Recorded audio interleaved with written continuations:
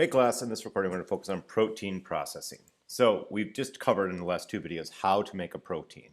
Now we've made our protein, but we're not quite done processing it. We're not really done making our protein. So we have our primary sequence, the order of amino acids, but we need to have the secondary structures, the alpha helices and beta pedal sheets form, and then we need to have the tertiary and potentially quaternary structures form. So to get our protein into those shapes, to get those initial folds, we have other proteins called chaperone proteins. You can think of them like a chaperone, where they're watching you to make sure you're being well behaved and acting the way you're supposed to act. Chaperone proteins look at the polypeptide or work with the polypeptide and make it fold the way it's supposed to fold. These older proteins will pick up the new proteins and guide the folding process to the proper shape. So as we look at these proteins, these chaperone proteins are typically going to be either in cytosol or within the endomembrane system with the rough endoplasmic reticulum. If the proteins are made in the cytosol, they are typically going to be made on free ribosomes that are floating within the cytosol and then will be used within the cytosol. Proteins that are destined to be either packaged up in a vesicle or organelle or to be excreted are going to be made within the rough endoplasmic reticulum. And those ribosomes on the rough endoplasmic reticulum secrete the protein into the rough endoplasmic reticulum.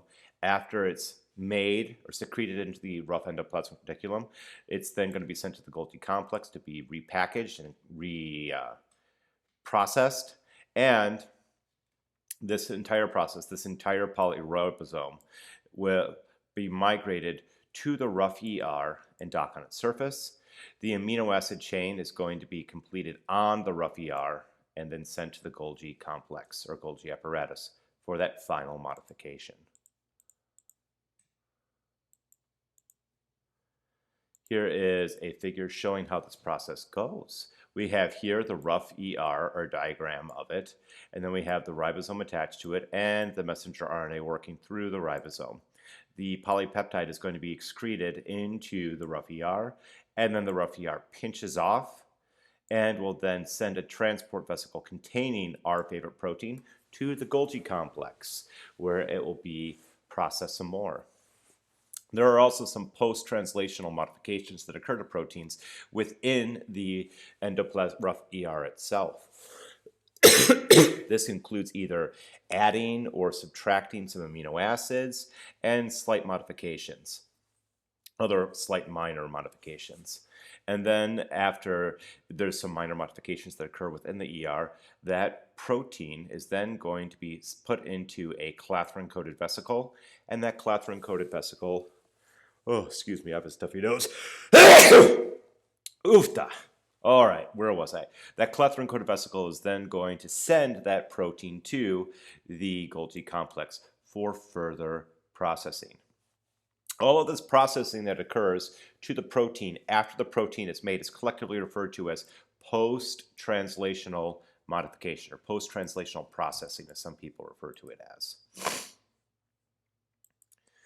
As we look at this process, the vesicles that are leaving the rough ER, so here in blue is the rough endoplasmic reticulum, here are some transport vesicles. The transport vesicles fuse with the Golgi complex, and then within the Golgi complex there's going to be further modifications, and then the proteins will leave the Golgi complex in another membrane-bound sac. Sometimes they become lysosomes. Sometimes they are going to become secretory vesicles. If they become a lysosome, they are going to remain within the cell. If it becomes a secretory vesicle, that secretory vesicle fuses with the outside of the cell membrane on the outside, and excretes the proteins to the extracellular environment.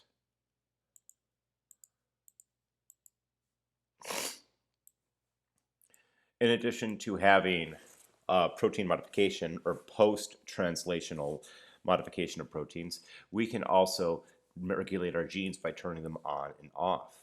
Some genes are going to be permanently turned off. For example, in our liver, We don't make hemoglobin for red blood cells. Hemoglobin for red blood cells is made inside of our red blood cells.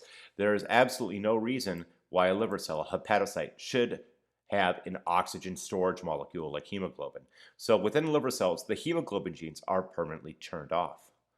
Cells that can't turn, or cells also have the ability to turn genes on only when those genes are needed. And this level of gene expression varies from day to day and from hour to hour. So whether you're hungry, whether you're thirsty, whether you're sleepy, whether you're stressed out, whether you've been exercising a lot, these things change the chemical environment in your body. And in response to a change in chemical environment, you turn your genes on and off. Some genes are going to be controlled by chemical messengers in our bodies, like hormones. For example, our mammary glands are going to turn on a gene to make a protein called casein. This is a milk protein.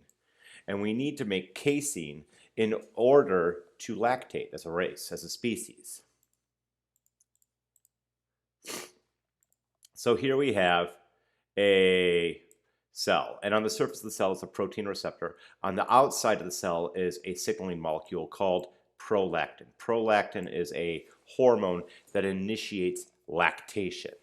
And prolactin is a protein-based hormone. It binds to the outside of the cell, and then that causes the receptor to change shape, and then there's some downstream secondary reactions. A regulatory protein ultimately will be activated, and that activated regulatory protein travels into the nucleus, and while it's in the nucleus, it turns on the gene for casein, and then RNA polymerase reads the gene and makes a messenger RNA molecule for casein. The messenger RNA molecule exits and then attaches to the ribosomes that are on the rough ER, and then that protein will be secreted into the rough ER, packaged, sent to the Golgi complex where it's further reprocessed or has post-translational processing occurring, and then is packaged into a secretory vesicle and is exocytized, and a casein protein ultimately is secreted from the cell to be added to the breast milk.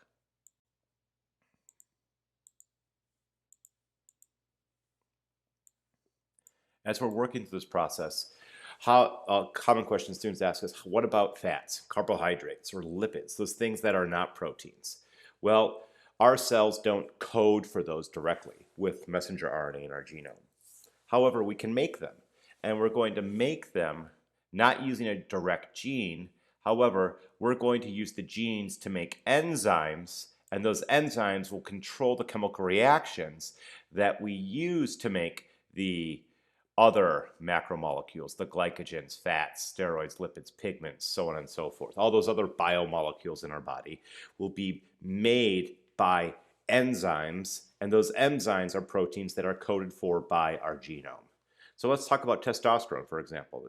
Testosterone is a steroid hormone in our body, and within our testes, one of our cells, our Leydig cells, or also known as our interstitial cells, are going to take in some cholesterol molecules.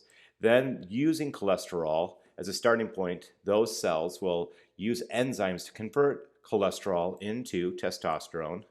But this will only happen when the genes for the needed enzymes are activated. So when we think of young children, prepubescent children, most of those genes are being turned off. So these individuals, these young children, aren't making large amounts of testosterone. But then when that individual hits puberty, all of a sudden they begin making tons of testosterone. And they've been activating lots of genes so they can turn lots of cholesterol into testosterone. Genes may greatly affect complex behaviors in our body, like aggression or sex drive. And this alludes to the nature versus nurture argument. For the sake of full disclosure, I believe in both nature and nurture. Your genetics play a key role in determining who you are, but your environment also plays a key role in determining who you are. And I also want to add another one there. We have nature, nurture, and then you have self. You are not an animal, and you can control your behaviors and your actions. You determine who you are to some degree. But that's a little bit beyond the scope of this class. Let's get back to synthesizing compounds and anatomy and physiology.